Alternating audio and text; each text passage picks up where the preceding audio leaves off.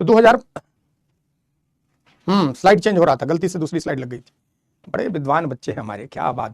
देखो 2008 में नेपाल एक डेमोक्रेटिक, प्रजातांत्रिक, संघीय गणराज्य, धर्मनिरपेक्ष गणराज्य के रूप में बना और 2008 से लेकर 2015 तक संविधान निर्माण में लगा, है ना।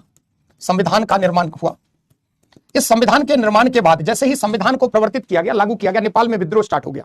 विद्रोह क्या स्टार्ट हो गया कि इसमें जो मधेसी लोग थे, जो पॉलिटिकली अवेयर थे, है ना, जो भारतीय मूल के लोग हैं, भारत से गए हुए लोग थे, जिनका बेटी रोटी का नाता है, उनके अधिकारों को कर्टेल कर दिया गया संविधान के जरिए। नागरिक अधिकार में कटौती कर दी गई कि कोई नेपाली महिला अगर बाहरी पुरुष से विवाह करती है तो उसके अधिकार को लेकर कई समस्याएं खड़ी कर दी गई।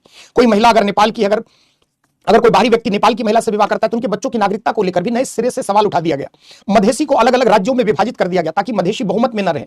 ये सब जो है ना, ये सब वहां पर संविधान के अंतर्गत जानबूझकर मधेशियों को कमजोर करने के लिए किया गया।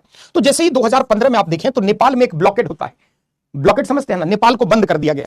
जो रक्सौल बीरगंज रोड है ना, जहां से काठमांडू लगभग, अगर रक्सौल बॉर्डर से देखें तो काठमांडू निकट पड़ता है, 150-60 किलोमीटर की दूरी है। वैसी स्थिति में लगभग 134 दिनों तक का एक ब्लॉकेड रहा, है ना। क्या रहा ब्लॉकेड? जो भी भारत से सामान लेकर ट्रकें जा रही थी, चाहे दवाई हो, चाहे ईंधन हो, चाहे पेट्रोल हो, चाहे अन्य जो भी केमिकल वस्तुएं हो, चाहे जो भी चीजें नेपाल से, अधिकतर चीजें भारत से ही जाती है। लगभग 65-70% नेपाल को एक्सपोर्ट कहां से होता है? इंडिया से ही होता है।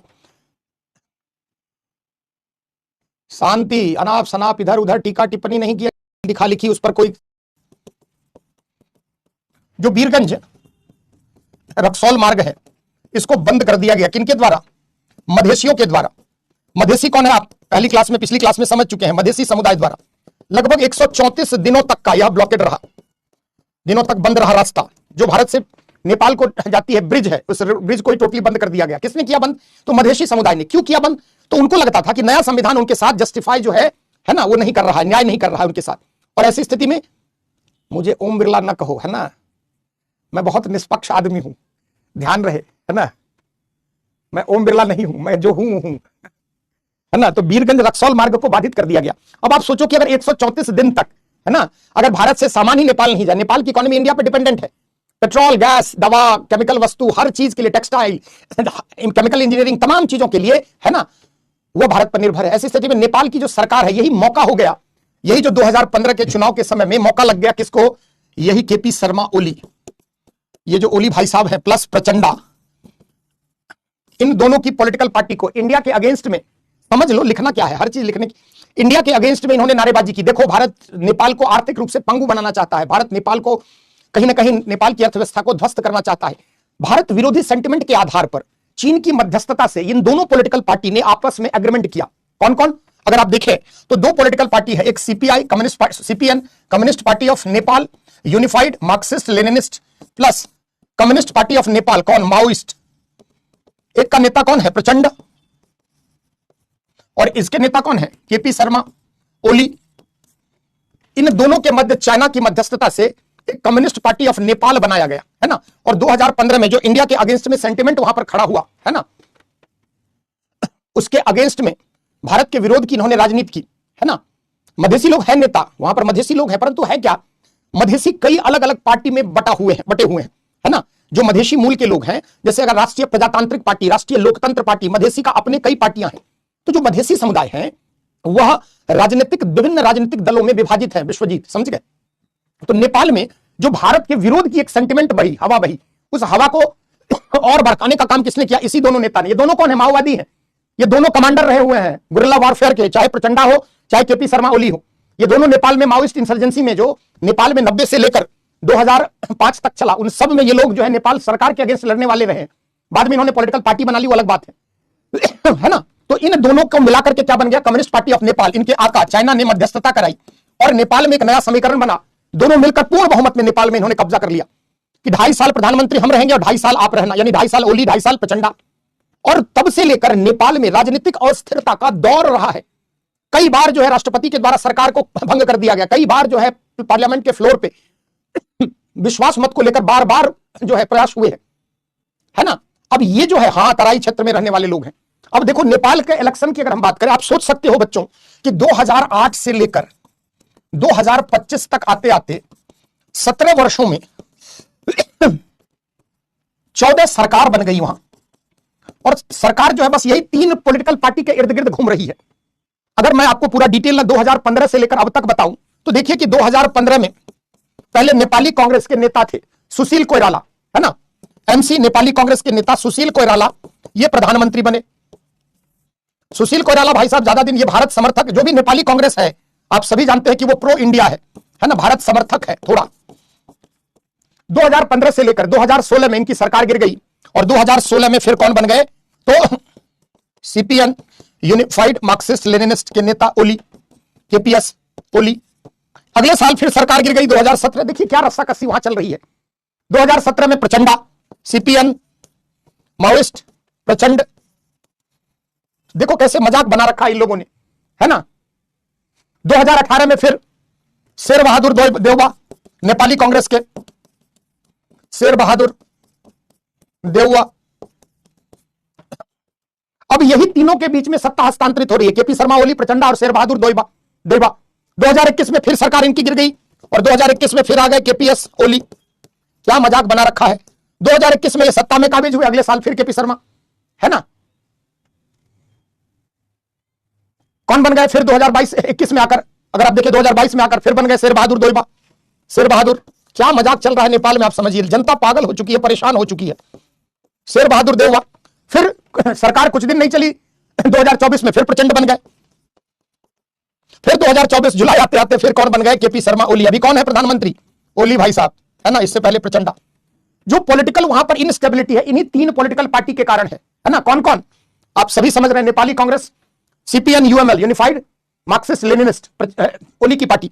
देखो ये लोग करता क्या है, कभी जो है वह सीपीएन यूएमएल जो है वह चला जाता है सीपीएन मार्क्सिस्ट के साथ सरकार बना लिया, कभी इससे नाराज हो गया तो सीपीएन यूनिफाइड मार्क्सिस्ट लेनिनिस्ट जो है वह नेपाली कांग्रेस के साथ सरकार बना लिया, कभी जो है प्रचंडा सीपीएन माओइस्ट जो है वह नेपाली कांग्रेस के साथ मिल गया। 2022 में चुनाव हुआ, आखिरी चुनाव, है ना। समझ लो ना, हर चीज लिखना नहीं है, आखिर समझे तो नेपाल में चल क्या रहा है ना। अब देखिए 2022 में चुनाव होता है और 2022 के चुनाव में अगर आप देखें,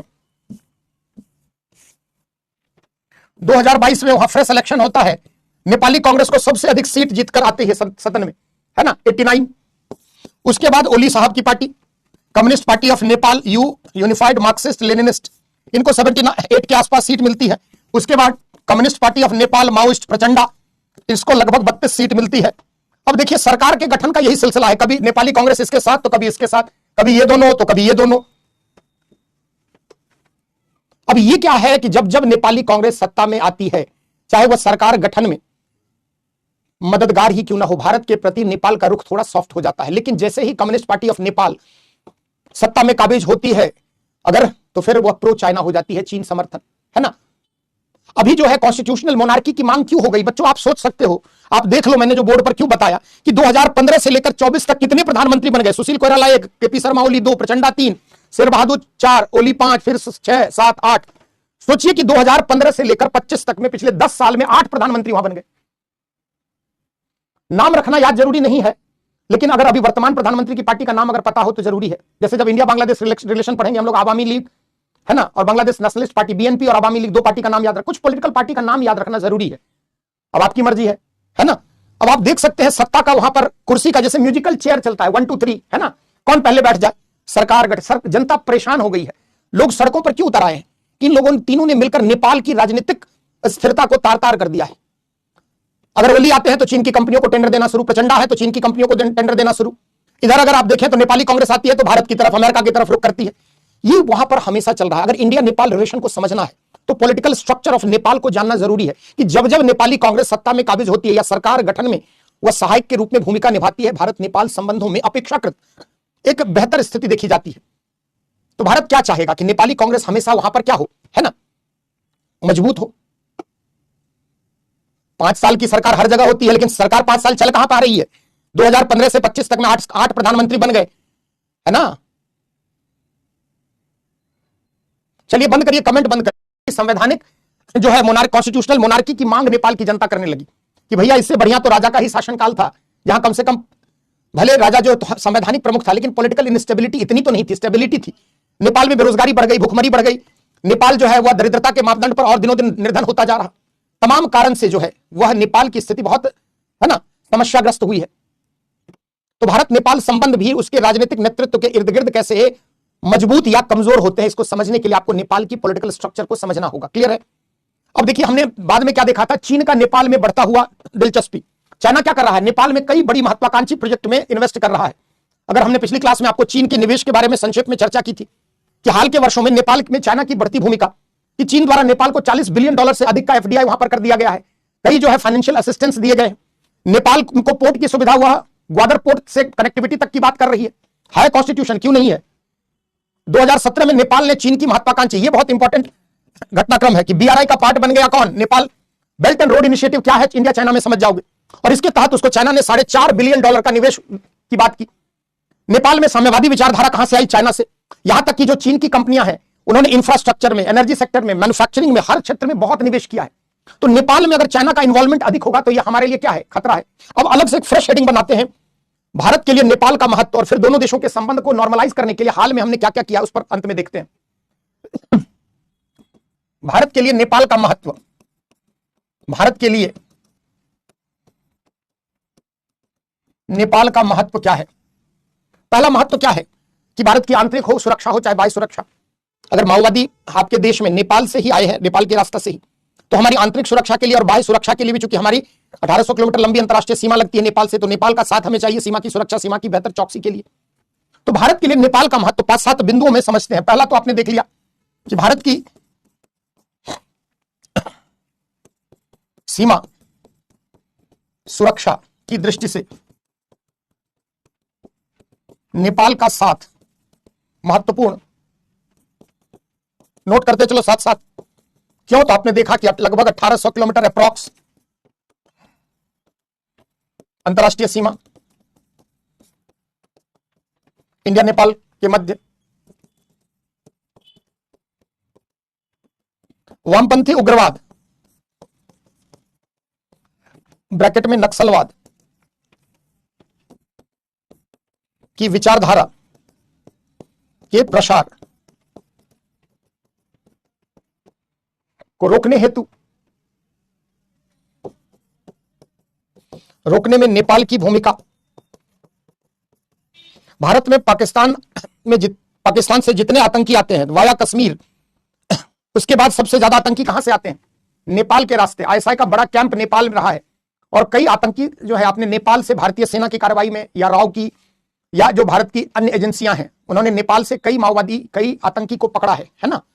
तो नेपाल में पाकिस्तान द्वारा जो भी भारत में आतंकी गतिविधियां हैं, चाहे काउंटरफिट करेंसी हो, जाली मुद्रा हो, इन सब का प्रचलन का एक व्यस्ततम रूट क्या है? नेपाल है, क्योंकि सीमा क्या है? खुली हुई है। तो दोनों पॉइंट लिख लिया। तीसरा पॉइंट लिखिए, थर्ड पॉइंट,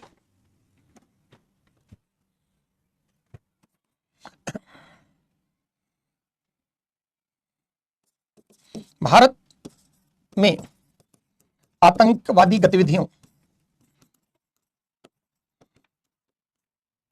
को अंजाम देने के लिए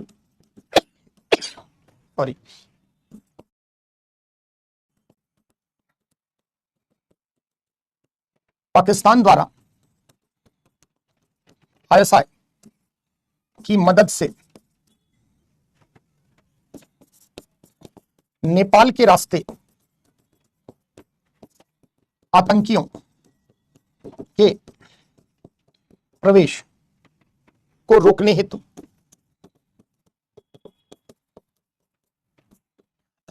जाली मुद्रा के भारत में पाकिस्तान के रास्ते प्रवेश को रोकने हेतु रोकने में नेपाल की भूमिका।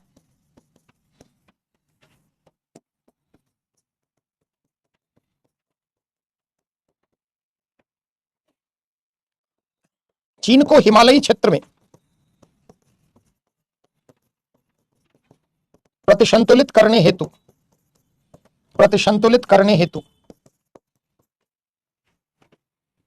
नेपाल का साथ अत्यंत महत्वपूर्ण।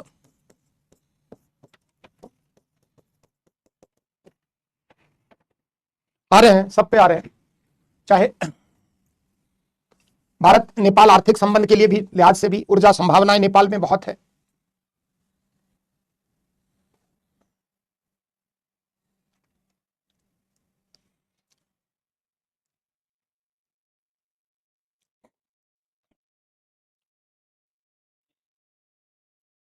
पाकिस्तान के रास्ते, भारत में, सॉरी पाकिस्तान के रास्ते नहीं, नेपाल के रास्ते, नेपाल के रास्ते प्रवेश को रोकने में नेपाल की महत्वपूर्ण भूमिका। चीन को हिमालयी क्षेत्र में, ऐसा नहीं है कि नेपाल को हमेशा लगता है कि चाइना बहुत अच्छा है, बेसिकली नेपाल के जो भी बफर स्टेट वाले देश होते हैं वो दोनों देश से मदद लेते रहते हैं, है ना, दोनों देश को काउंटर बैलेंस करते रहते हैं। जब भी दो मजबूत राष्ट्र के बीच में कोई बफर स्टेट होता है तो वो दोनों से लाभ उठाने की कोशिश करता है, उस चेष्टा में लगा रहता है। नेपाल भी 1960 के दशक से यही प्रयास कर रहा है कि कैसे वो भारत के अगेंस्ट में चाइना को कार्ड, भारत के विरोध में चाइना कार्ड खेले, चाइना के अगेंस्ट में इंडिया कार्ड खेले, और दोनों से लाभ ले रहा है। लेकिन डेट ट्रैप पॉलिसी जो है, नेपाल भी इस बात को रियलाइज कर रहा है कि चीन की कंपनियों की अगर नेपाल में दखलंदाजी बढ़ेगी तो जैसे श्रीलंका में हुआ, जैसे अफ्रीका के विभिन्न देश में हुआ, जैसे मालदीव में हुआ, उसी तरह जो है ना, वह स्थिति वहां भी हो सकती है। तो चीन को भी इससे खतरा ऐसा नहीं कि सिर्फ हमें है, नेपाल को भी लगता है ना। चलिए एक दो पॉइंट और लिख लेते हैं। भारत की ऊर्जा आवश्यकताओं के लिए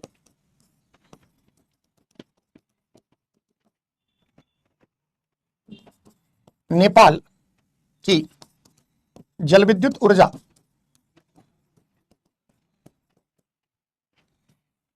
का महत्वपूर्ण स्थान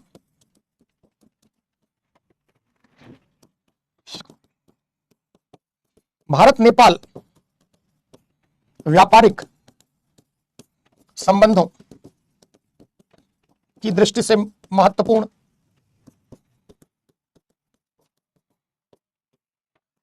कई मंच पर इंडिया और नेपाल साथ हैं। हाँ भैया, पाकिस्तान की इंटेलिजेंस एजेंसी पता नहीं है, जैसे हमारा रॉ है, पाकिस्तान का आईएसआई है, ये तो बच्चा बच्चा इतना film, serial, Facebook, WhatsApp, university 5 अरब बार देखे होंगे। सुष्मिता, पाकिस्तान की स्तर पर भारत विरोधी मुहिम को हवा देना। तो अब आप सोचिए कि नेपाल भारत के लिए क्यों महत्वपूर्ण है। कई मंच पर, अंतरराष्ट्रीय मंच पर दोनों साथ साथ हैं, यूनाइटेड नेशन से लेकर सार्क में, बिम्स्टेक में, है ना, इन सब मंच पर जो है, BBIN, जो उन सब में भारत नेपाल साथ साथ हैं। तो चाहे दक्षिश आज न मृत प्राय है, लेकिन दक्षिश जैसे संगठन को पुनः जीवित किया जा सकता है। दक्षिश को रिप्लेस करके हाल के वर्षों में बिम्स्टेक में भारत की दिलचस्पी बढ़ी है। तो ऐसे कई अंतरराष्ट्रीय मंच है जहां पर भारत और नेपाल कदम से कदम मिला रहे हैं। तो यहां भी हमें नेपाल का साथ चाहिए। तो लिख सकते हैं आप सार्क, बिम्स्टेक जैसे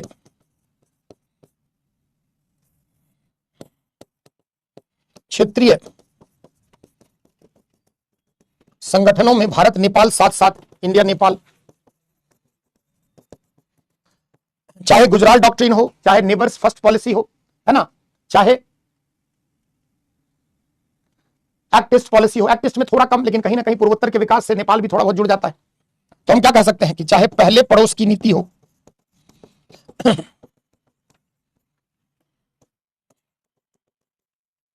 एक्ट ईस्ट पॉलिसी हो, आदि के लिहाज से नेपाल भारत के लिए महत्वपूर्ण। दूसरा, हमारे पुराने ऐतिहासिक सांस्कृतिक संबंध रहे, है ना, तो एक मजबूत ऐतिहासिक संबंध हमारे रहे। बेटी रोटी का जो रिश्ता है वो भी आप कह सकते हैं कि बेटी रोटी साझी ऐतिहासिक व धार्मिक संबंधों की दृष्टि से महत्वपूर्ण।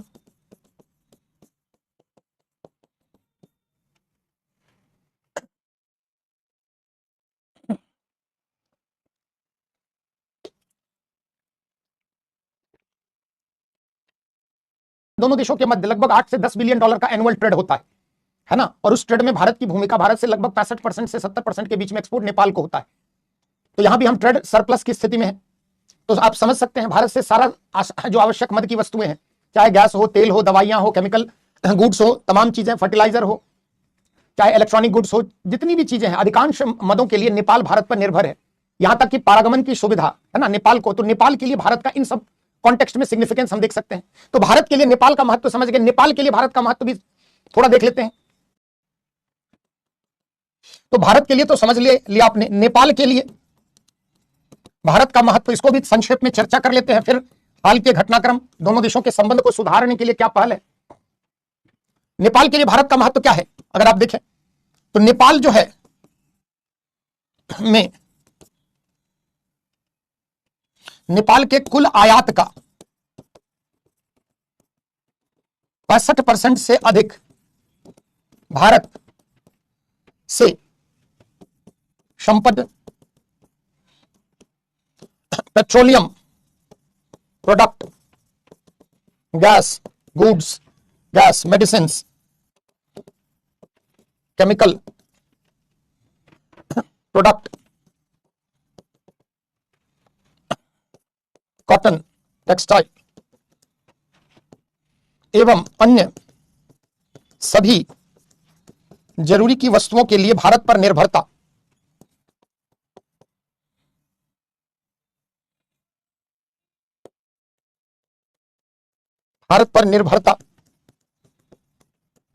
जैसे आपने देखा था कि भूटान, है ना,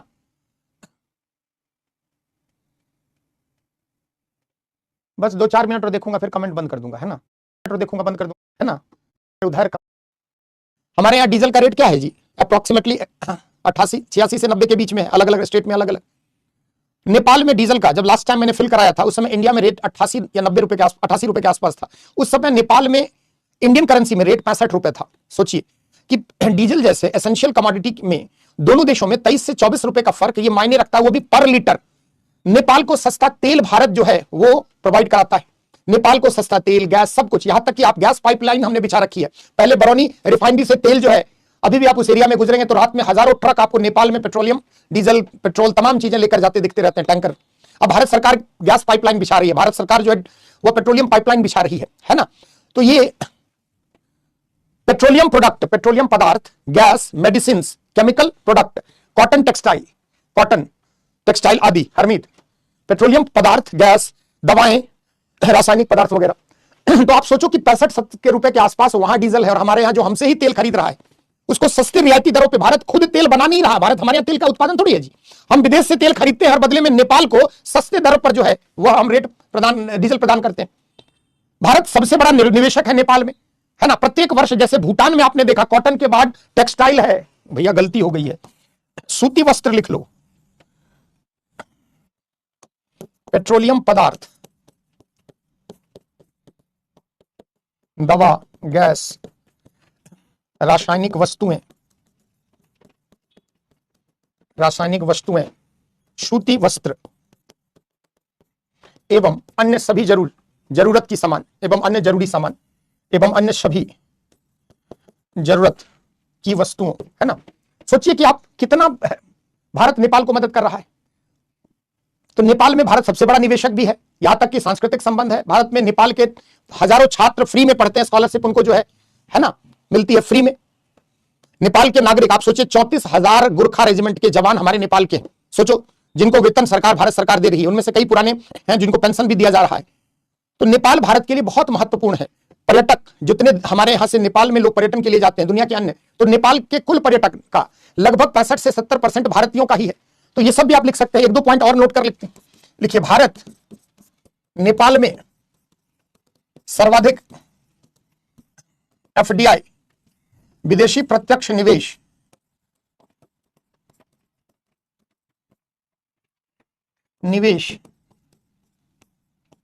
करने वाला देश,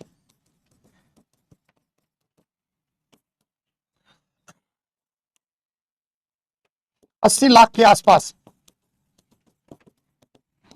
नेपाल के लोग जीवन निर्वाह हेतु भारत पर निर्भर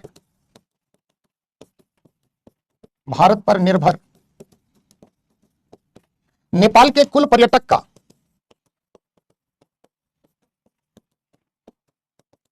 65 से 70% भारतीय पर्यटकों का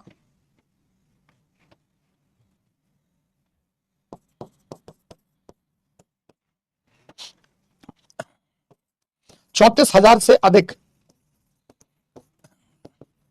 सेना में जवान नेपाल के गोरखा रेजिमेंट,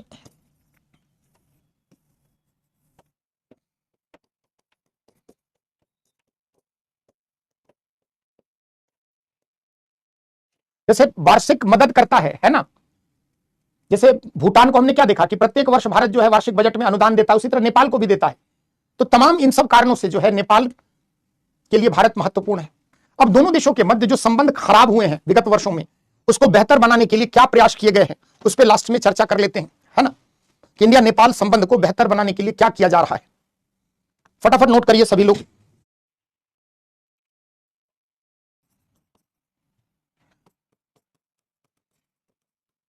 संबंधों में व्याप्त गतिरोध क्या है और भारत द्वारा संबंध को बेहतर बनाने के लिए हाल के वर्षों में प्रयास, दोनों देख लेते हैं। भारत नेपाल संबंधों में व्याप्त गतिरोध एवं भारत द्वारा संबंधों को बेहतर बनाने के प्रयास, इसको कई अलग अलग मदों में देख सकते हैं, है ना, जैसे पॉलिटिकल या राजनीतिक व कूटनीतिक प्रयास। राजनीतिक प्रयास देख लेते हैं पहले। सोचिए कि भारत के प्रधानमंत्री, गोरखा रेजिमेंट, भारत के प्रधानमंत्री नेपाल जैसे देश की 2014 से लेकर 2025 तक में 5 यात्रा कर चुके हैं। 2 बार अंतरराष्ट्रीय मंच पर अलग अलग नेपाल के प्रधानमंत्री से साइड में मुलाकात भी उन्होंने की है, चाहे यूएन में हो, चाहे ईस्ट एशिया समिट में हो, है ना। 10 नेपाली प्रधानमंत्री पिछले 10 वर्षों में, 11 वर्षों में भारत की यात्रा कर चुके हैं। भारत के प्रधानमंत्री नरेंद्र मोदी अपने पहले कार्यकाल में अगर आप देखें तो 3 बार लगभग उन्होंने यात्रा, पहले कार्यकाल में 2 बार, फिर दूसरे कार्यकाल में 1 बार, फिर दूसरे कार्यकाल में फिर 2 बार, कुल मिलाकर 5 नेपाल की यात्रा कर चुके हैं। सोच सकते हो आपकी छोटा सा देश नेपाल है, हमारे लिए नेपाल हमारी विदेश नीति में कितना मजबूत स्थान रखता है कि भारतीय प्रधानमंत्री ने पिछले 11 वर्षों के कार्यकाल में 5 बार नेपाल की यात्रा कर ली। आपको नहीं लगता है कि एक छोटे सा देश नेपाल में भारतीय प्रधानमंत्री की 5 यात्रा और नेपाल के प्रधानमंत्रियों की 10 यात्रा, या कहीं ना कहीं दोनों देशों के मध्य राजनीतिक संबंधों को बेहतर बनाने की दिशा में एक सार्थक प्रयास है। दूसरा प्रयास अगर आप देखें तो सांस्कृतिक कूटनीति। भारत बार बार, आपने देखा होगा कि हर यात्रा की शुरुआत प्रधानमंत्री मंदिर में पूजा करके करते हैं। पहली यात्रा की शुरुआत उन्होंने पशुपतिनाथ की पूजा से की, दूसरी यात्रा में अगर देखें तो वो नेपाल के अन्य मंदिरों में गए, तीसरी यात्रा में अगर आप देखें तो वो भगवान बुद्ध की माता की मूर्ति महामाया के मंदिर से उन्होंने स्टार्ट की। ये आपको क्या लगता है मंदिर हमारे यहाँ नहीं है, प्रधानमंत्री पूजा करने नेपाल जाते हैं, है ना। बेसिकली ये सब क्या है, कल्चरल डिप्लोमेसी का पार्ट है, सांस्कृतिक कूटनीति का पार्ट है कि नेपाल एक हिंदू राष्ट्र रहा है। ऐसी स्थिति में हिंदू धर्म दोनों देशों के मध्य कनेक्टिंग एक लिंक जो है उसको रिजुवेनेट करता है, पुनर्जीवित करता है। इसलिए भारतीय प्रधानमंत्री अपनी ऐतिहासिक यात्रा का श्री गणेश शुरुआत कहां से करते हैं, नेपाल के मंदिर यात्रा से, है ना। आपने देखा होगा प्रधानमंत्री रुद्राभिषेक कर रहे हैं, तिलक लगा रहे हैं, रुद्राक्ष धारण कर रहे हैं, संस्कृत के श्लोक का उच्चारण, ये सब क्या बताता है, ये सब पूजा पाठ के लिए हमारे देश में मंदिरों की कमी है क्या जी। लेकिन भारतीय प्रधानमंत्री ये क्या है, यह सांस्कृतिक कूटनीति का ही पार्ट है कि प्रधानमंत्री दोनों देशों के मध्य से रामायण सर्किट को डेवलप करने की बात की गई है। जो 3 सिस्टर सिटी है उन तीनों को एक दूसरे के साथ जोड़ने की बात की गई है ना। जैसे राम जी का रामायण सर्किट, जैसे अयोध्या और जनकपुरी को जोड़ने की बात है, वाराणसी और काठमांडू को जोड़ने की, ये सब क्या है, ये सब कल्चरल डिप्लोमेसी का ही पार्ट है ना। चाहे लुम्बिनी को सारनाथ, बुद्धा सर्किट, रामायण सर्किट, ये सब कल्चरल डिप्लोमेसी का पार्ट है। अपनी पहली यात्रा में प्रधानमंत्री जब नेपाल गए तो उन्होंने दोनों देशों के संबंध को मधुर करने के लिए एक फॉर्मूला दिया, hit formula, HIT, H for highways, I for inland ways और T फॉर ट्रांसवेज। नेपाल में जल विद्युत की अपार संभावनाएं हैं, उनका दोहन नहीं किया गया।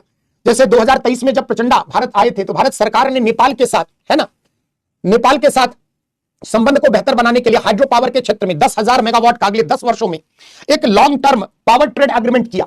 तो ऊर्जा के क्षेत्र में, सांस्कृतिक कूटनीति के क्षेत्र में हम चाइना को पैसों के दम पर नेपाल में नहीं रोक सकते। आप $5 बिलियन देंगे तो चाइना $20 बिलियन देगा। नेपाल हमारे समय तक, लंबे समय तक जुड़ा रहा है, इतिहास हमारे साथ रहा है, संस्कृति, धर्म। तो भारत कर क्या रहा है, नेपाल में चीन के बढ़ते प्रभाव को कम करने के लिए सांस्कृतिक कूटनीति पर बहुत बल दे रहा है ना। और सांस्कृतिक कूटनीति के तहत वो बार बार क्या कर रहे हैं, बौद्ध सर्किट, रामायण सर्किट, ये सब कल्चरल डिप्लोमेसी का पार्ट है। अभी लुम्बिनी, प्रधानमंत्री लास्ट यात्रा में जब लुम्बिनी गए तो लुम्बिनी में इंटरनेशनल बौद्ध सर्किट, एक बौद्ध जो है वह वहां पर कॉन्फ्रेंस ऑडिटोरियम बनाने की बात उन्होंने की। ये सब सांस्कृतिक कूटनीति को बताता है। क्यों? क्योंकि नेपाल को हम फिर वापस पटरी पर लाने के लिए हमें अपने पुराने संबंध को एक नए स्वरूप में मजबूत करने होंगे। पीपल टू पीपल कनेक्टिविटी, जैसे भारत और नेपाल के मध्य कई रेलवे लिंक जो है उसको जोड़ा जा रहा है। एनर्जी डिपेंडेंसी नेपाल की सदैव भारत पर रही है। ऐसी स्थिति में भारत से, जैसे आपने सुना होगा, मोतिहारी से अमलेखगंज तक गैस पाइपलाइन, पेट्रोलियम गुड्स के आवागमन के लिए पाइपलाइन बिछाई गई, जिसको आगे एक्सटेंड किया जा रहा है। तो ये सब दोनों देशों को नजदीक लाने का, नेपाल के अवसंरचनात्मक विकास में भारत सक्रिय भागीदार रहा है। जैसे आपने सुना होगा कि नेपाल को फाइनेंशियल असिस्टेंस प्रदान करने में कई देशों का हाथ रहा है, चाहे वह, अगर आप देखें, चाहे इंडिया की बात हो, जैसे नेपाल को अंतर्राष्ट्रीय मंच पर जैसे सपोर्ट के लिए भारत ने अलग अलग मंचों पर भी नेपाल को मदद किया है। जैसे 2022 में एक मिलेनियम चैलेंज कॉर्पोरेशन के तहत अमेरिका द्वारा $500 बिलियन की फंडिंग नेपाल के इंफ्रास्ट्रक्चरल डेवलपमेंट के लिए की गई, जिसमें भारत का भी योगदान था कि कहीं ना कहीं चाइना कार्ड को काउंटर करने के लिए, नेपाल में चीन की भूमिका को प्रतिसंतुलित करने के लिए भारत और अमेरिका दोनों मिलकर इंफ्रास्ट्रक्चर के क्षेत्र में लॉन्ग टर्म निवेश करें। और उसी में अमेरिका सरकार के द्वारा मिलेनियम चैलेंज कॉर्पोरेशन के नाम पर 500 million, not billion, million dollar की राशि जो है वह दी गई। अभी सब लिखा रहे हैं, चिंता ना करो। तो राजनयिक संबंध आपने लिखा है ना, उसमें 2-3 लाइन लिख ले। राजनीतिक प्रयास, फिर सांस्कृतिक कूटनीति,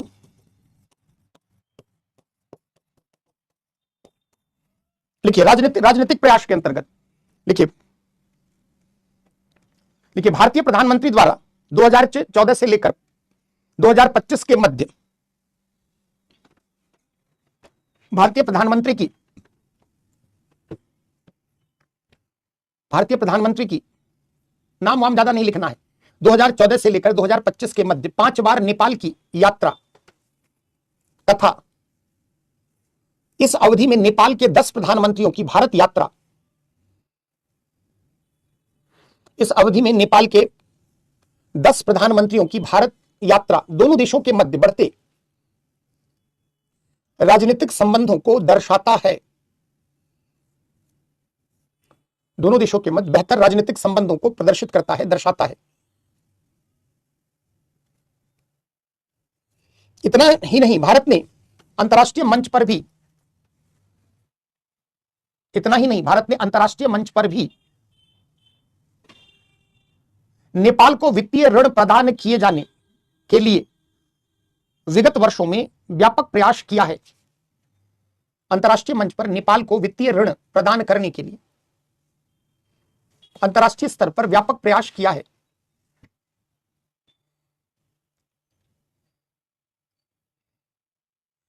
इसी में लिखना कंटिन्यू, नेपाल में चीन को प्रतिसंतुलित करने हेतु अमेरिका द्वारा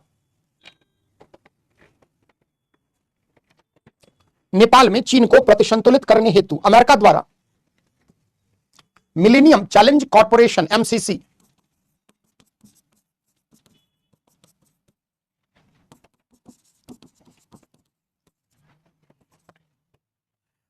मिलेनियम समझते हो ना जी, सहस्त्रावधि है ना।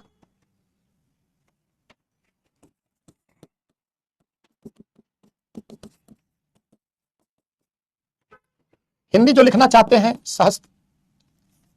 सहस्त्रावधि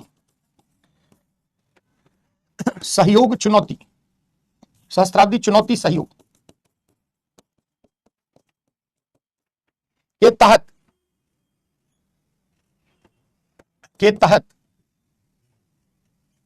$500 मिलियन, 500 M नॉट बिलियन लिख लेना, $500 मिलियन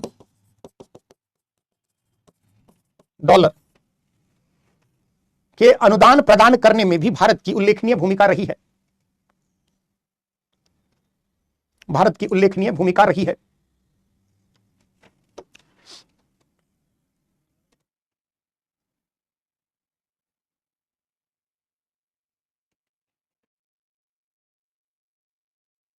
चलिए, तो राजनयिक संबंध में आप ये सब बता सकते हैं।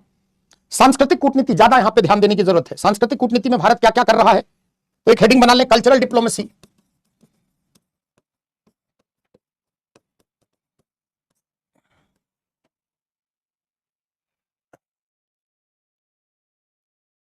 इसमें रामायण सर्किट लिंक, जिसमें जनकपुर से Ayodhya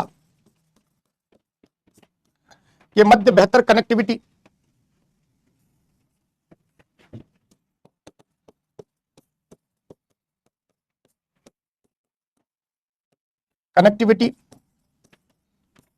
Buddha circuit,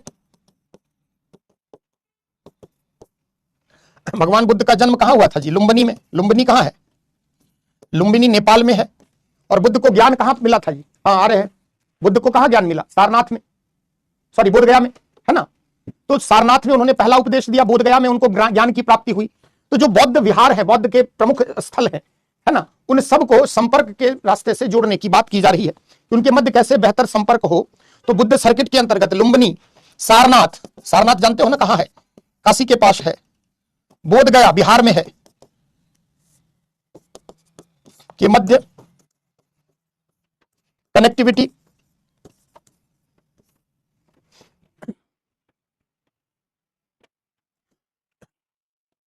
three sisters city agreement है ना, इसी में से है थ्री सिस्टर सिटी एग्रीमेंट, समझौता। जो तीन सांस्कृतिक नगर हैं उनको जोड़ने की बात है।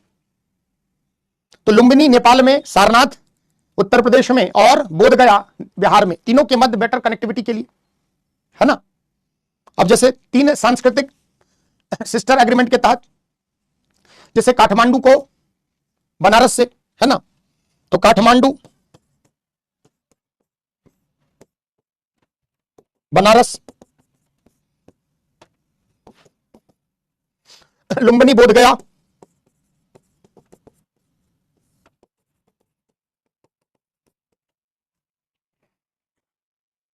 और जनकपुर अयोध्या। राम जी का ससुराल कहां था जी? जनकपुर। सीता माता कहां की थी? जनकपुर की। तो जनकपुर अयोध्या के मध्य बेहतर संपर्क तंत्र। सांस्कृतिक कूटनीति का ही पार्ट क्या है? पीपल टू पीपल कनेक्टिविटी, है ना, लोगों के मध्य संपर्क को बढ़ाना है।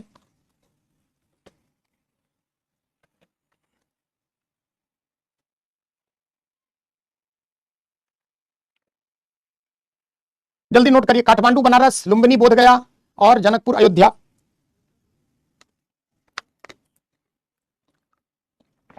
इसी को रामायण सर्किट कह दिया, बुद्ध वाला बुद्ध सर्किट।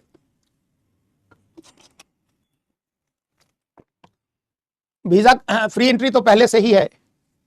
सांस्कृतिक कूटनीति में एक दो और, इंडिया नेपाल के मध्य रेल कनेक्टिविटी को बढ़ाना है।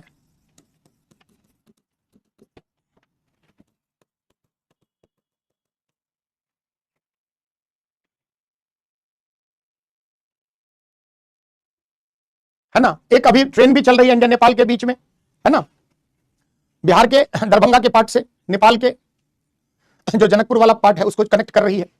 हाँ, भविष्य में प्रपोज्ड है काठमांडू से रक्सौल, है ना, तो जो काठमांडू रक्सौल है वो प्रपोज्ड है ना, वो प्रपोज्ड है काठमांडू से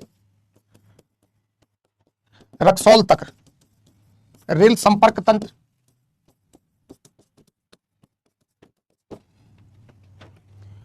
सांस्कृतिक कूटनीति के तहत ही अगर आप देखें तो बौद्ध सर्किट जैसे है उसी तरह बौद्ध केंद्र खोलने की बात है लुम्बिनी में। तो लुम्बिनी में अंतर्राष्ट्रीय बौद्ध केंद्र की स्थापना, ये सब कल्चरल डिप्लोमेसी में आप दिखा सकते हैं, है ना। कुंभ नेपालियों के लिए किया था सैम खान कि नेपाल वाले खाली आओ।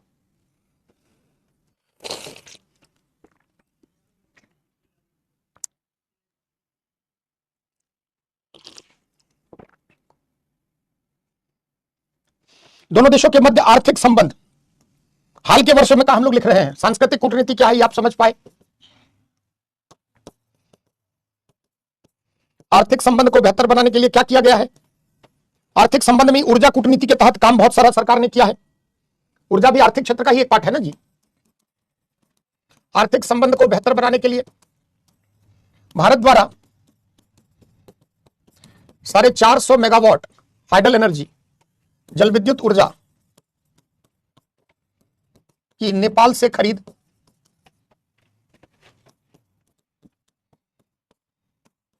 दो 2023 में जब प्रचंड आए थे, है ना, उस समय एक एग्रीमेंट हुआ था, long term power trade agreement, है ना। तो दोनों देशों के मध्य long term power trade agreement 2023 में संपन्न।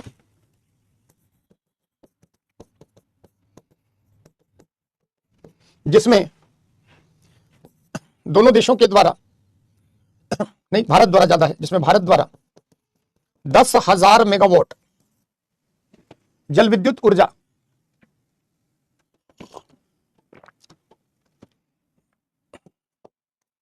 जल विद्युत ऊर्जा की अगले 10 वर्षों में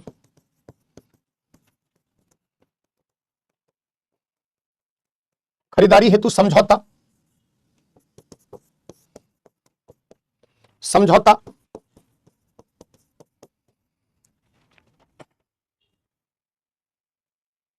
जैसे वीरगंज में अभी इंटीग्रेटेड चेक पोस्ट बनाया गया है, वीरगंज में आईसीपी इंटीग्रेटेड चेक पोस्ट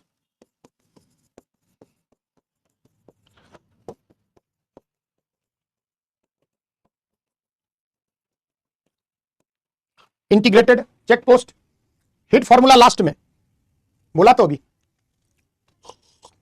अब हिट नहीं रहा। जब प्रचंड आए तो प्रधानमंत्री हमारे नए नए शब्द गढ़ते हैं। कहा था कि हिट से शुरुआत किया है, अब सुपर हिट करेंगे, है ना। तो अब हिट उट छोड़ दो, सुपर हिट आ गया, आगे ब्लॉकबस्टर आएगा। ये मेरे स्टेटमेंट नहीं है, प्रधानमंत्री के स्टेटमेंट है, जाके न्यूज देख लेना।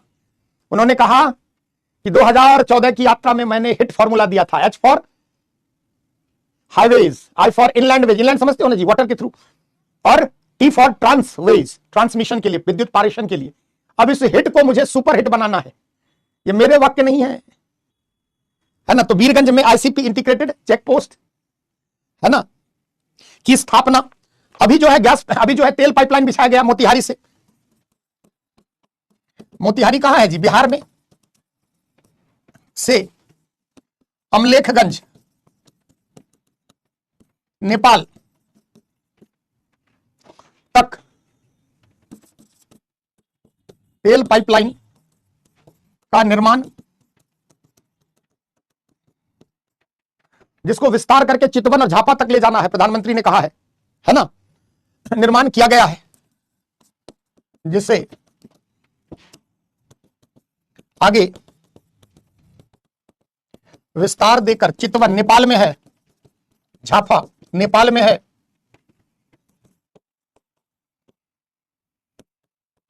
किया जाना।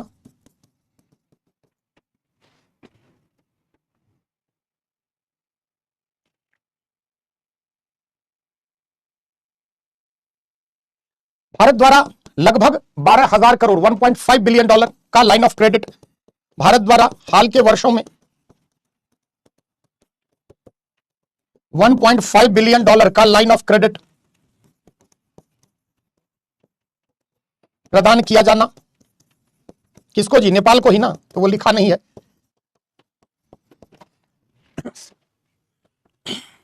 साफ्टा के तहत नेपाल से कई चीजें जो हम खरीदते हैं, है ना, उसमें बस किलेश्वरी बहुत हो गया, उसमें हम बहुत सारी टैक्स छूट देते हैं, है ना। कई हाइडल प्रोजेक्ट अभी जैसे अरुण 3 के लिए समझौता हुआ है, 900 मेगावाट का है, जैसे फुकोट है, लोअर करनाली है, अरुणा है, ये सब कई बड़ी परियोजना है। जैसे अरुण 3 बड़ी परियोजना है, तो अरुण 3 900 मेगावाट के जल विद्युत परियोजना हेतु समझौता, इसके जरिए भारत की जो पब्लिक सेक्टर एसजीबीएन सतलज जल विद्युत निगम लिमिटेड के साथ समझौता, और भी बहुत सारी परियोजना वहां चल रही है, ऐसा नहीं है कि यही है। जैसे लोअर करनाली नदी में भी कई दोनों देशों के मध्य बांध के नियंत्रण के लिए भविष्य में बड़े डैम बनाया जाना प्रस्तावित है। जैसे अभी इंडिया नेपाल के मध्य, नेपाल ऊंचाई पर है, जो नेपाल में अधिक वर्षा हिमालयी क्षेत्र में होता है, तो एक समस्या दोनों देशों के मध्य बाढ़ की रही है, और सबसे ज्यादा इससे प्रभावित हुआ है बिहार और उत्तर प्रदेश का, कुछ बिहार राज्य का कुछ भाग और उत्तर प्रदेश का, है ना। जैसे आप देखिए कोसी नदी सुना होगा, जिसको बिहार का शोक माना जाता है ना। तो जो कोसी नदी में लगभग हर साल बाढ़ आती है। बाढ़ कैसे आती है? ऊपर वर्षा होती है हिमालयी रेंज में, और वो वर्षा का पानी रुक तो नहीं जाएगा, वो तराई के क्षेत्र से होते हुए भारत के क्षेत्र में प्रवेश करता है। तो इसके लिए नेहरू के समय में ही अगर आप देखें तो एक बहुत बड़ा डैम बनाया गया, है ना, जिसके जरिए फ्लड को कंट्रोल, अतिरिक्त पानी को रोका जाता है। लेकिन कभी कभी ऐसी स्थिति आती है कि उस बांध के 56 गेट हैं, सबको खोलना पड़ता है, वरना डैम ही जो है टूट जाएगा। तो नए स्वरूप में बिहार में बाढ़ के नियंत्रण, बार बार बिहार सरकार जो है ब्लेम करते रहती है नेपाल पर, और बहुत हद तक सच्चाई भी है। तो दोनों देशों के मध्य संबंधों को खराब, है ना, करने में सबसे बड़ी भूमिका किसकी रही है? वो प्रकृति की भी रही है। ऐसा नहीं है प्रत्येक वर्ष बाढ़ को कौन रोक सकता है जी? वर्षा के पानी को कौन रोक सकता है? नेपाल रोक नहीं सकता, क्योंकि नेपाल की अवस्थिति आप समझ सकते हैं कैसी है। तो जो तराई में हमारा भारत का पार्ट आता है, उससे लगभग हर साल जो है बाढ़ आ जाती है, और ऐसी स्थिति में बिहार के लगभग 12-14 जिले जो है बुरी तरह प्रभावित होते हैं। इनकी इकोनॉमी जो है वो तबाह हो जाती है, रोड, इंफ्रास्ट्रक्चर, सब कुछ। और कोसी नदी के बेल्ट में जो आने वाले 5-6 जिले हैं, वो तो पूरी तरह लगभग जो है पिछड़ चुके हैं, उसके पिछड़ापन का एक बड़ा कारण बाढ़ है। तो ऐसी स्थिति में दोनों देशों के मध्य इसको लेकर भविष्य में एक मेगा डैम बनाए जाने के लिए भी समझौता फाइनलाइज नहीं हुआ है, लेकिन हो सकता है। कई अन्य और डैम प्रोजेक्ट, हाँ, पंचेश्वर हाइड्रो पावर प्रोजेक्ट, कई प्रोजेक्ट है ना। अब देखो, लिखने लगोगे तो 5,000 इतना शब्द हमारे पास 150-200 वर्ड लिखना है। कुछ जो इंपॉर्टेंट है वही आप लिख पाएंगे, इतने सारे समझौते होते हैं, कहां से लिख पाएंगे आप, है ना। तो जितना है ये मोर देन सफिशिएंट है। तो सांस्कृतिक कूटनीति में तो क्या हुआ है, दोनों देशों के मध्य अगर हम देखें तो सामरिक संबंध भी है, स्ट्रेटेजिक रिलेशन भी है। जैसे आप देखिए, सूर्य किरण, आपने अभ्यास सुना होगा, है ना, सागरमाथा डायलॉग, सूर्य किरण अभ्यास इंडिया नेपाल के मध्य अक्सर होता है। यहां तक कि इंडियन मिलिट्री द्वारा नेपाल की आर्मी को जो है वह प्रशिक्षित किया जाता है ना। यहां तक कि बहुत सारे नेपाल के जो जवान है भारत में लंबे समय तक प्रशिक्षण, और भारतीय आर्मी जो है सेना, दोनों देशों के मध्य सेना प्रमुख का आवागमन होता रहता है। तो ये सब सामरिक संबंध की दृष्टि से महत्वपूर्ण है ना। जैसे सूर्य किरण का अभ्यास का नाम आप लिख सकते हैं। तो नेपाल भारत के मध्य संबंधों के ये सारे आयाम है। हाल में प्रधानमंत्री द्वारा जो काम किया गया, जैसे आप निष्कर्ष लिखते वक्त हिट फॉर्मूले की बात कर सकते हैं। भारत को क्या करना चाहिए, इतने सारे संबंध के जरिए हम नेपाल को अपने निकट लाने का प्रयास कर रहे हैं। लास्ट में आगे की राह क्या है, थोड़ा सा इसको हमें समझना चाहिए कि भारत नेपाल संबंधों में हमें किन बातों का और विशेष ध्यान रखने की जरूरत है ना। तो एक भारत नेपाल संबंधों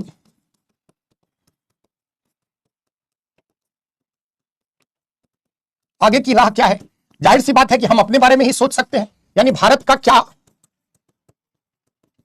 रवैया होना चाहिए नेपाल को लेकर, भारत का क्या रुख होना चाहिए, है ना। ओवरऑल आपने इतना जब देखा, जैसे इनलैंड वाटरवेज है, हाईवेज है, ट्रांसमिशन है, कल्चरल डिप्लोमेसी है, भारत का ओवरऑल क्या स्टैंड होना चाहिए।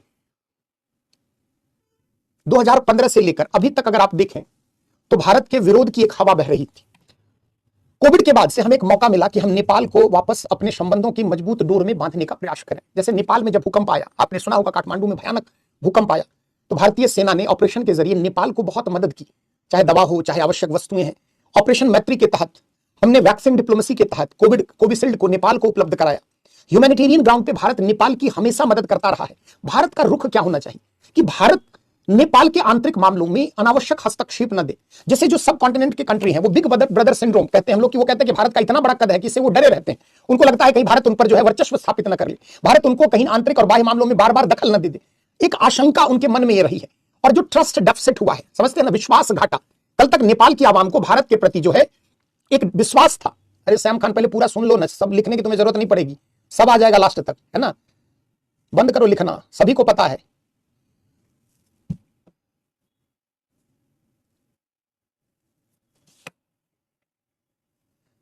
तो जो विश्वास का घाटा है ना, जो भारत के विरोध की लहर है, वो कहीं ना कहीं भारत के प्रति या भारतीय नीति निर्माताओं के प्रति जो नेपाल की राजनीतिक नेतृत्व द्वारा एक जानबूझकर ऐसा वातावरण बनाया गया है। आज देख ले आप खुद, नेपाल राजनीतिक अस्थिरता के दौर से चल रहा है। चाइना कठपुतली की तरह नेपाल को अपनी उंगलियों पर नचा रहा है। जब मन होता, जिस सरकार ने चाइना के प्रोजेक्ट को डिले करती, चाइना इंटरनल फंडिंग करके वहां सरकार गिरवा देता है। नेपाल के प्रति, चाइना के प्रति अगर नेपाल के राजनीतिज्ञों द्वारा अगर उसके किसी भी प्रोजेक्ट में कोई कमी निकाली गई, किसी प्रकार चाइना के जो इंफ्रास्ट्रक्चरल डेवलपमेंटल प्रोजेक्ट को रोकने की काम की गई, बस चाइना क्या करता है, कठपुतली की तरह उन्हें नचा रहा है। ये बात अब धीरे धीरे नेपाल की आवाम समझने लगी है। आज आप देखिए, कॉन्स्टिट्यूशनल मोनार्की की मांग क्यों हो रही है। नेपाल में तमाम समस्याएं, इन तीन पॉलिटिकल पार्टी ने नेपाल को नोच खरोच लिया है। अपना राजनीतिक भ्रष्टाचार है, गरीबी है, भुखमरी है। तो भारत को करना क्या चाहिए, भारत को सांस्कृतिक कूटनीति के जरिए ह्यूमैनिटेरियन ग्राउंड पर नेपाल के आंतरिक मामलों में बिना अनावश्यक दखलंदाजी किए एक दूर से अपनी भूमिका बनाए रखनी चाहिए। नेपाल के आंतरिक मामलों में भारत अनावश्यक दखलंदाजी न दे। वहां की सियासत आज खुद जो है वह नेपाल के आवाम को चाइना से दूर और भारत के निकट लाकर रखेगी, है ना। प्रतिमा तुम्हारे एंड पे है ना, ठीक करो उसको। तो भारत का रुख क्या होना, हम चाइना को प्रतिसंतुलित कैसे कर सकते हैं, ना तो सैन्य क्षमता के दम पर और ना तो पैसे की ताकत पर। तो ना तो पैसा आपका वहां ज्यादा काम आएगा, ना तो आपकी क्षमता। तो हमारे पास जो हमारी पूंजी है वो क्या पूंजी है, साझा ऐतिहासिक विरासत, सांस्कृतिक कूटनीति, पीपल टू पीपल कनेक्टिविटी को बढ़ाया जाए। जैसे बीच में नेपाल के देखो कैसे कैसे मुद्दे उठाए जाते हैं। हिंदी फिल्म में और कुछ वेब सीरीज में नेपालियों को थोड़ा गलत रूप से दिखा दिया गया, एक आधा फिल्म में और वेब सीरीज में। ये देखिए कितना ये लोगों का दिमाग चलता है कि भारत के इन सिनेमा या वेब सीरीज में नेपाल के विरोध दिखाए गए, जो भी फिल्म की पटकथा हो चाहे जो भी हो, उसको लेकर नेपाल में भयानक जो है भारत विरोधी मुहिम को दिखाएगा कि नेपाली को तो भारत में मर्डर दिखाया जाता है, इंडिया के फिल्म में ऐसे दिखाया जाता है, नेपाली को तो लोग चौकीदार समझते हैं। तो दोनों देशों के संबंध बड़े नाजुक हैं। भारत सरकार को क्या चाहिए कि अनावश्यक दखलंदाजी न करे, अपने डिप्लोमेटिक टाइज को देख सकते हैं। आपकी प्रधानमंत्री नेपाल जैसे छोटे से देश की 5 बार यात्रा कर रहे हैं। कहीं ना कहीं विदेश नीति में हमारी नेपाल सर्वोच्च प्राथमिकताओं वाले हमारे पड़ोसी देश में है। तो हम चाहे अपनी पहले पड़ोस की नीति हो, चाहे एक्टिस्ट पॉलिसी हो, चाहे on the basis of cultural rich जो है लेगेसी हो, या ह्यूमैनिटेरियन ग्राउंड पे, हमें नेपाल के लोगों की मदद करनी चाहिए। परंतु ऐसा ना लगे कि यह मदद के रास्ते भारत अपनी किसी मंशा को सिद्ध करना चाहता है। तो भारत और नेपाल के संबंधों में इतने सारे आयाम थे। अंत में हम लोग कंक्लूडिंग रिमार्क्स क्या रखना चाहते हैं, लिखना चाहते हैं, तो कुछ पॉइंट लिखिए। लिखिए लिखिए विगत एक दशक में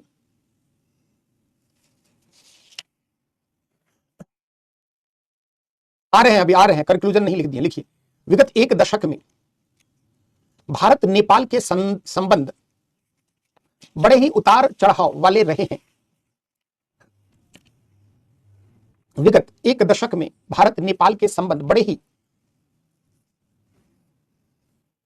उतार चढ़ाव वाले रहे हैं। विशेषकर नेपाल में मार्क्सवादी, माओवादी, लेनिनवादी, विशेषकर नेपाल में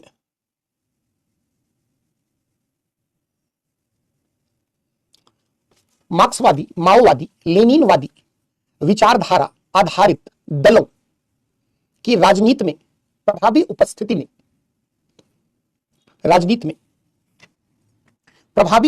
ने नेपाल में भारत विरोधी मुहिम को हवा देकर अपने राजनीतिक स्वार्थ की प्रतिपूर्ति की है। भारत विरोधी मुहिम को हवा देकर अपने राजनीतिक स्वार्थ की प्रतिपूर्ति की है। नेपाल में नए संविधान के प्रवर्तन, प्रवर्तन मतलब होता है लागू होना, है ना, शुरू होना के पश्चात मधेशियों के नागरिक अधिकारों में कटौती। नेपाल के नए संविधान के प्रवर्तन के पश्चात मधेसी समुदाय के नागरिक अधिकारों व राजनीतिक अधिकारों में कटौती तथा इन्हें अलग अलग राज्यों में जनसंख्या के आधार पर समायोजित करने की पहल, इन्हें अलग अलग राज्यों में जनसंख्या के आधार पर समायोजित करने की पहल के विरोध में, अलग अलग राज्यों में जनसंख्या के आधार पर समायोजित करने की पहल आदि कारणों से उत्पन्न नेपाल की आर्थिक नाकाबंदी के कारण उत्पन्न नेपाल की आर्थिक नाकेबंदी ब्रैकेट में 2005 ने दोनों देशों के संबंधों पर बुरा प्रभाव उत्पन्न किया है या दोनों देशों के संबंधों को कमजोर किया है।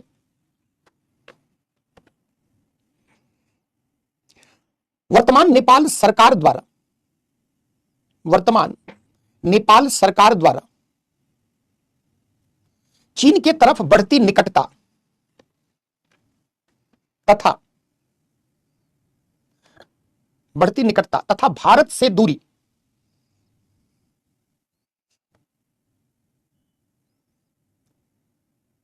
भारत की विदेश नीति के समक्ष एक कठिन चुनौती के रूप में उत्पन्न हुआ है।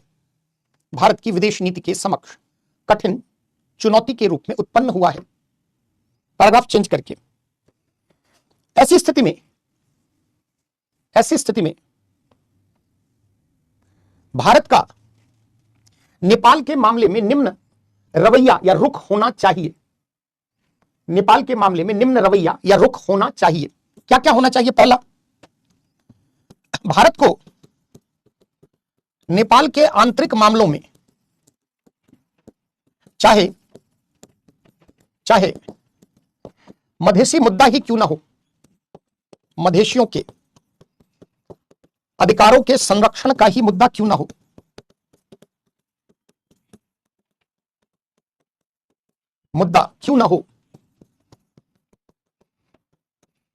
सोच समझकर अपनी राजनीतिक भूमिका का निर्वहन करना चाहिए।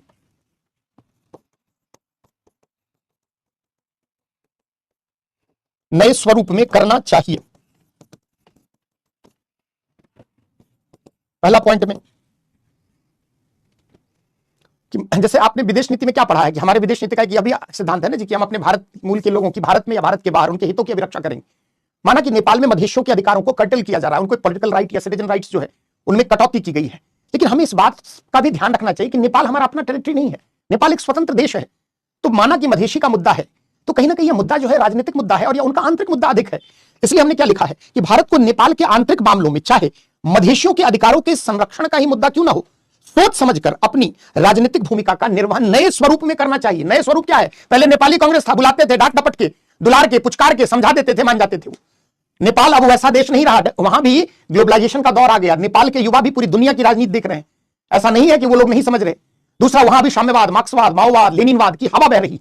तो जैसे हवा का रुख हो वैसे ही हमें काम करना चाहिए, वरना हवा जो है कभी कभी आंधी का भी रूप लेती है और आपके वजूद को भी नुकसान पहुंचा सकती है। तो पहली बात यह है, लिख लिया सभी लोग? क्या लिखा हमने? निर्वहन नए स्वरूप में, पुराना ढर्रा त्यागो कि बुलाएंगे, थोड़ा डांट डपटेंगे, थोड़ा प्यार से दुलारेंगे, पुचकारेंगे, समझाकर काठमांडू विदा करेंगे, हमारे हित में फैसला हो जाएगा। गया वो दौर, है ना? तो अब वो समय नहीं रहा, क्योंकि नेपाली कांग्रेस भले बहुमत में हो लेकिन बहुमत इतना भी नहीं कि वो सरकार स्वयं के दम पर खड़ी कर ले, है ना? लास्ट में बताएंगे, आदत तो खराब है ही, बीच में ही 5 अरब पूछने लगते हो, अंत में मत पूछना, भाग जाना लास्ट में गुड नाइट करके। दूसरा लिखिए, भारतीय प्रधानमंत्री द्वारा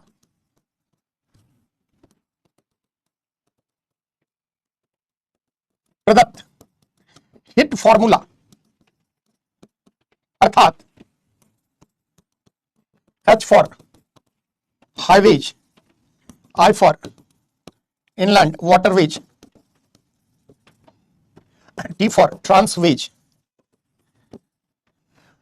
हाईवेज राजमार्ग, अंतर देशीय जलमार्ग, ट्रांसवेज विद्युत पारेषण, ट्रांसमिशन मार्ग द्वारा नेपाल के अवसंरचनात्मक विकास में प्रभावी भूमिका भारत को निभानी चाहिए।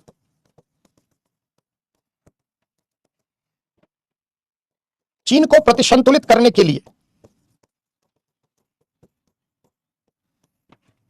लिए विश्वास घाटा, ट्रस्ट डेफिसिट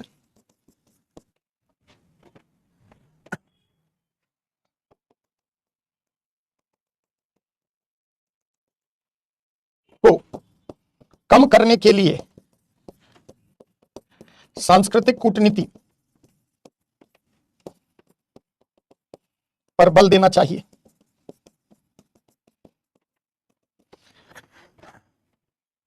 दोबारा वीडियो देखो, समझ जाओगे, सबसे आसान टॉपिक समझ में नहीं आ रहा। तो नेपाल में इंडिया को क्या करना चाहिए, यहीं से आपको लिखना पड़ेगा। प्रश्न जो भी पूछेगा वही पूछेगा, 2-3 तरह से प्रश्न पूछ सकता है। अंत में संभावित प्रश्न में एक यह भी रहेगा कि भारत नेपाल के संबंधों में चीन की प्रभावी उपस्थिति किस प्रकार दोनों देशों के संबंध को प्रभावित कर रही है, भारत को इसके लिए क्या उपाय करने चाहिए, यही उपाय करना है। पहला हिट फॉर्मूला जो प्रधानमंत्री ने क्या कहा है, राजमार्ग में कनेक्टिविटी बढ़ा देंगे, इनलैंड वाटर, नाव से चलिए आप, कई नदियां जो है नेपाल और भारत के मध्य, तो आप गंडक में या कोशी में नदी के रास्ते से तो संपर्क तंत्र को बेहतर करेंगे। ट्रांसवेज, आपके पास जल विद्युत ऊर्जा की अपार संभावनाएं, उसका दोहन करेंगे और वहां से विद्युत खरीदेंगे। चीन को काउंटर करना है तो हमें क्या करना होगा, विश्वास घाटा। समझते हैं विश्वास घाटा क्या होता है?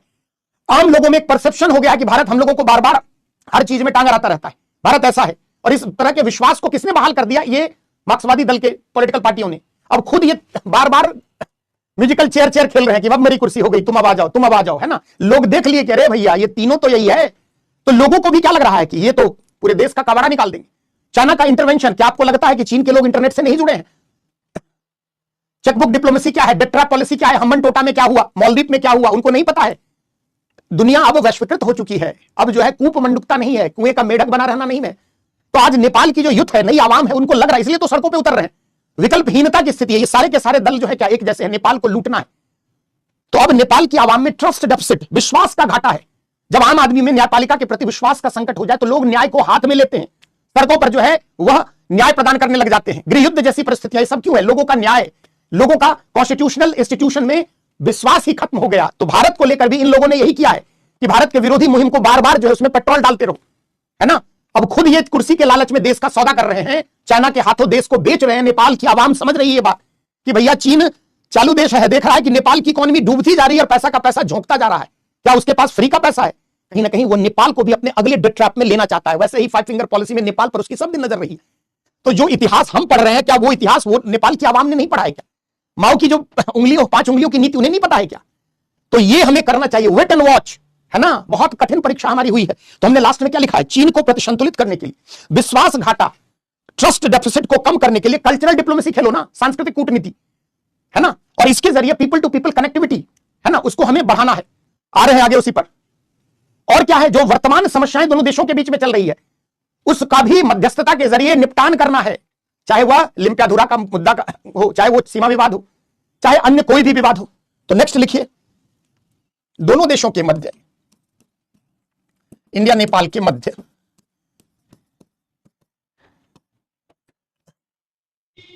सीमा विवाद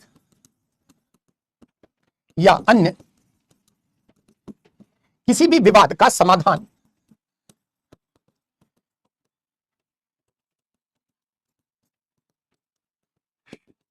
वार्ता से समाधान की पहल को सुदृढ़ करना चाहिए।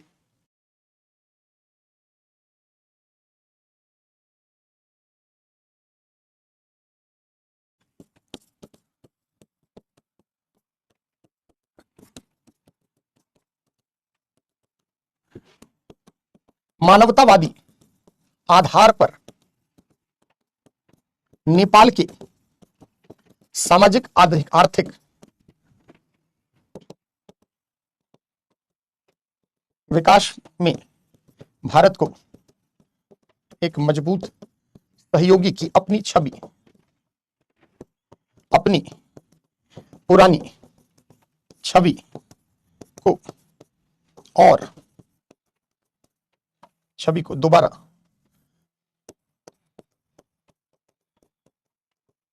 बहाल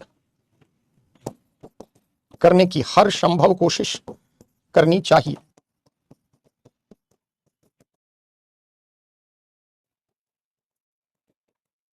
समृद्ध नेपाल, सुखी नेपाल सिर्फ नेपाल के लिए नहीं है, वो हमारे लिए भी है।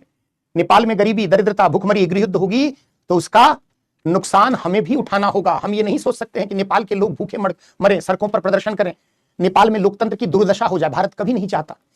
आपका पड़ोसी अगर अशांत रहेगा तो आपके घर में भी अशांति फैलेगी ही, और यह बिल्कुल ध्रुव सत्य बात है। तो भारत कभी भी ऐसा नहीं चाहता कि नेपाल जो है वो घुटनों पर आ जाए। समृद्ध नेपाल, सुखी नेपाल, जिसका नारा ये लोग दे रहे हैं, भारत चाहता है कि वह उस नारे को साकारित करे। जो हमसे हर संभव मदद हम कर सकते हैं मानवतावादी आधार पर। हमारा कोई इंटरेस्ट, भारत किसी का 1 इंच जमीन भारत को न चाहिए, और न भारत अपनी 1 इंच जमीन किसी को लेने देगा। हम वैसे देश हैं, है ना, समझ गए। नेपाल में अगर मोनार्की आती है, पहली बात तो आएगी ही नहीं निकट भविष्य में। अब कोई तख्ता पलट वैसा हो जाए, उसका कारण क्या है? जैसे अब बार बार आप सुनते हैं कि बर्मा में, म्यांमार में मिलिट्री कू हो गया, है ना, दुनिया के अन्य, पाकिस्तान में सैन्य तख्ता पलट। जहां पार्लियामेंट का, संसद का अगर सेना पर प्रभावी कंट्रोल होता है, वहां पर तख्ता पलट की नौबत नहीं आती है। वहां पर सेना पर कंट्रोल वर्तमान नेपाल में किसका है? संसद का है, ना कि राजशाही का है ना। राजशाही को तो हटा दिया गया। अगर इस प्रकार की कोई भी मुहिम नेपाल में होती है तो वो तो असंवैधानिक है ना, क्योंकि जो संविधान की मूल भावना के विरुद्ध है। संविधान एक सेक्युलर नेपाल की बात करता है, एक federal democratic Republic secular Nepal की बात करता है। नेपाल की सेना संसद से शक्तियां प्राप्त करती है, नेपाल के संविधान से। वैसी स्थिति में ऐसा दूर दूर तक संभावना नहीं दिखता है कि निकट भविष्य में वहां कॉन्स्टिट्यूशनल मोनार्की आएगी।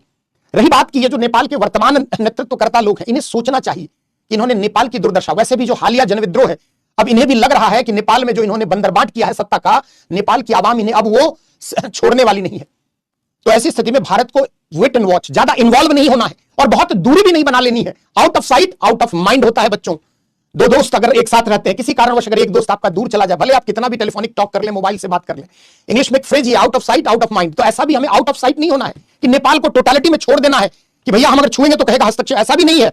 एक दूरी बनाए रखते हुए नेपाल के सार्थक विकास में भारत को अपनी एक प्रभावी भूमिका निर्वहन करनी चाहिए। और आज से नहीं, हमने पिछले 75-77 सालों में किया है। तो जो विश्वास घाटा है वो कैसे खत्म होगा? सांस्कृतिक कूटनीति करो, है ना, बार बार नेपाल के लोगों को यहां पर ऐसा कोई भी, तो यही चीज वर्तमान सरकार कर रही है। क्लियर है? अब जितने सवाल जेन्युइन है पूछो, है ना। सीमा विवाद दोनों के बदले में है, शांतिपूर्ण तरीके से इसका। और आपने गुजराल डॉक्ट्रिन पढ़ा है ना जी, हमने क्या उसमें कहा है कि हम किसी से रेसिप्रोकल, हमें अधिक लाभ की कामना नहीं करना चाहिए, है ना। कई बार संबंधों में हम सामने वाले देश को थोड़ी बहुत बढ़त भी देते हैं। रही बात सीमा, सीमा हमारी संप्रभुता का पार्ट है। तो हम ऐसे नहीं सीमा आपको जो है अपने क्षेत्र को दे देंगे, उसके लिए वार्ता होनी चाहिए, बैठ के सार्थक वार्ता के जरिए, है ना। चलिए कल की क्लास में हम लोग इंडिया म्यांमार पढ़ेंगे। सोचा था देखो जहां से प्रश्न ज्यादा आएगा उसको हम लोग ज्यादा पढ़ाते हैं, है ना। जहां से म्यांमार भारत में उतना नहीं है तो एक क्लास में खत्म कर दिया जाए। चलिए श्याम खान तुम बहुत लिखते हो कमेंट, है ना, ये गलत एटीट्यूड है ना। बहुत सारी चीजें लिखना क्लास में आगे आगे जब पूछा जाए उस समय लिखा करो, है ना। तो आइंदे से इस बात का ध्यान रखना है।